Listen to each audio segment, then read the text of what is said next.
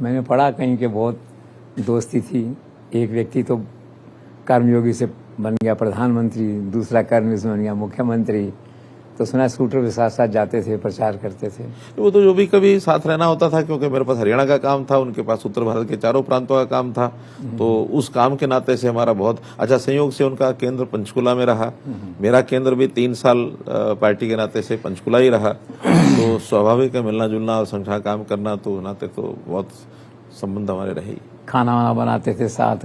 उनका भी शौक था। क्या है कि जब रोहतक कार्यालय में थे तो वो रसोई में सीधे चले जाते थे। एक वहाँ दीपक हमारा जो ऑफिस बॉय लड़का, वो उसको कहते थे क्या बनाया, खिचड़ी ये बनाया कि खिचड़ी।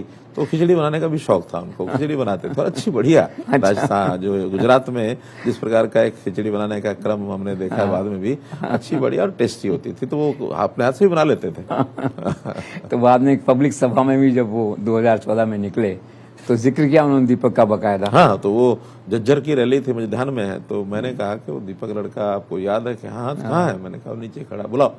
तो मंच पर ही उन्होंने गले लगाया। बहुत अभूतपूर्व दृश्य था कि एक यानी रसोई में काम करने वाला बालक उसको प्रधानमंत्री लेवल का जो एक व्यक्ति और उसको अपने गले लगाता है, तो एक बहुत ऐसा जीवन तो उनकी खासियत है, भूलते नहीं है नयन भाई अपने लोगों को। ऐसे शिमला गए थे तो वहाँ एक शशिकांत शर्मा है, वो दूसरे पत्रकार हैं, वहाँ गए तो जाके कहा कि माल रोड पे कॉफी शॉप है, पत्रकारों के साथ में बैठता था। तो ये बहुत उनका जो 1-to-1 कनेक्ट है, इसको आप कैसे देखते हैं, मतलब कैसे याद है? बहुत अच्छा, व्यक्तिगत चिंता बहुत करते हैं। जब मुझे कोविड हुआ, तो कोविड जिस दिन हुआ तो उनको जानकारी, अब मुझे ध्यान नहीं है कि मैंने स्वयं दिया किसने दी, लेकिन जैसे वार्तालाप हुआ उनका कि तुरंत जो डॉक्टर हैं, अच्छे से जो डॉक्टर, उनसे बात करो। और डॉक्टर गुलेरिया को उन्होंने कह दिया, कहीं डॉक्टर गुलेरिया का फोन आ गया कि हमारे चीफ मिनिस्टर को कोविड हो गया। मैंने कहा जी हुआ है, लेकिन आपको कि मुझे प्रधानमंत्री का फोन आया। तो इतनी चिंता वो करते थे और हर दिन पूछना, बाद में लगातार कि इसके जो दुष्परिणाम होते हैं बहुत होते हैं, तो उसको कैसे ध्यान रखना, सावधानी बरतनी है। तो उन्होंने मुझे सबसे पहले कहा कि आपका जो वेट है वो ज़्यादा है, उसको कम करो।